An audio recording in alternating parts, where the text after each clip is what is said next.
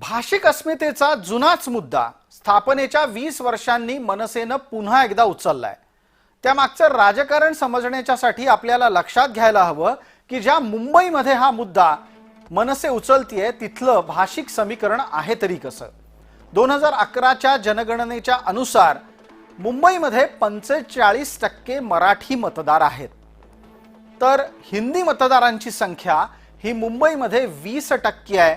गुजराती पण तेवढेच जवळपास 20% आहेत आणि इतर भाषिकांची संख्या 15% आहे।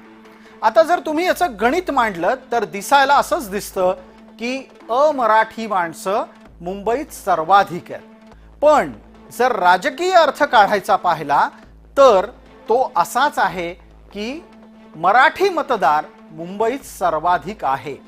पण या सगळ्यामुळे आणखीनही मुद्दा उपस्थित राहतो, मतदार मुंबईत भलेही मराठी सर्वाधिक असो, मुंबईची भाषा मराठी आहे का?